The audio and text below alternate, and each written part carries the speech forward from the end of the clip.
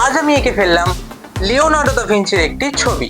বন্ধুরা, আজকে তোমাদের দেখাবো কিভাবে আমি স্টেপ বাই স্টেপ ওয়াটার কালারের মাধ্যমে লিওনার্দো দা ভিঞ্চির একটি ছবি আমি এঁকে ফেললাম।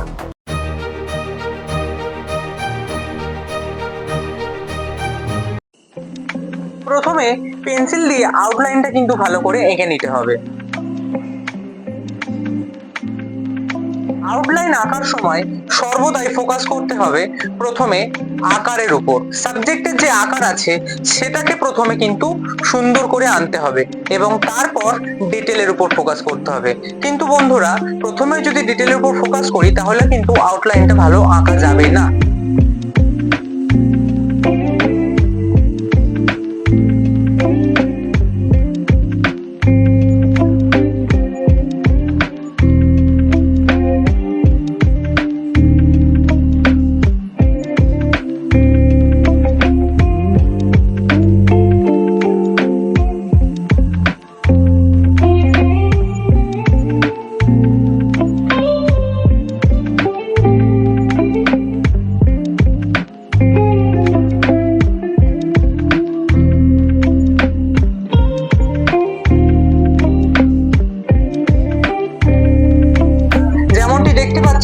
আউটলাইন কিন্তু ড্র করা হয়ে গেছে।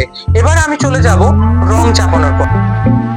আউটলাইন ড্রয়িং হয়ে গেছে, এবার চলে এলাম জল রঙের পর্বে। তো জল রং চাপানো শুরু করব এবং জল রং করার সময় যে কালারের বিষয়টা সেটা কিন্তু সর্বদা ট্রান্সপারেন্ট রাখার চেষ্টা করব।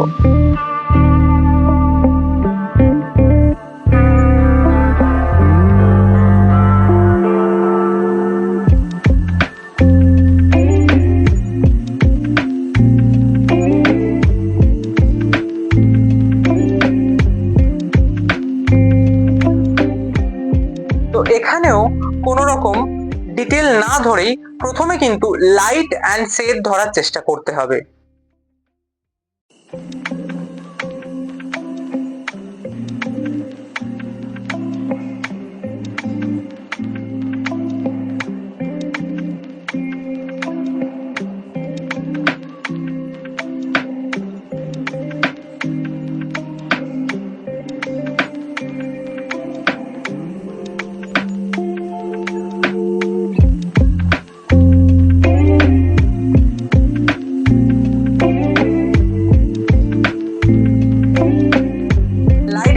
যখন মনে হবে যে ঠিকঠাক যাচ্ছে তখন কিন্তু আস্তে আস্তে ডিটেলের দিকে যেতে হবে।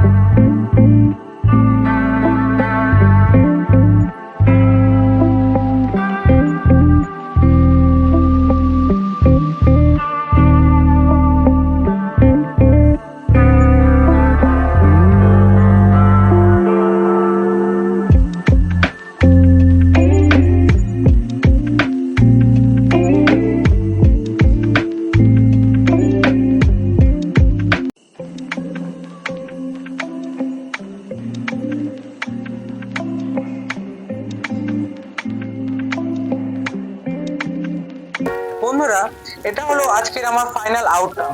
তো ছবিটা আঁকার সময় কিন্তু আমার এই যে দাড়ির অংশটা এখানে কিন্তু একটু সমস্যা হয়ে গিয়েছিল, কারণ এই অংশটা লাইট অ্যান্ড শেডে একটু সমস্যা এসে গেছে। এখানে সাদা রং দিয়ে কিন্তু দাড়িটা আনার চেষ্টা করেছি, তোমরা দেখতে পাচ্ছ।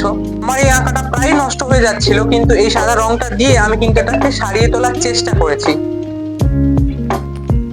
আশা করছি এই ভিডিওটি আপনাদের ভালো লেগেছে। এই ধরনের ড্রয়িং বা পেইন্টিং রিলেটেড ভিডিও পেতে অবশ্যই আমাদের চ্যানেলটিকে সাবস্ক্রাইব করে দেবেন এবং ভিডিওটিকে একটি লাইক করে দেবেন।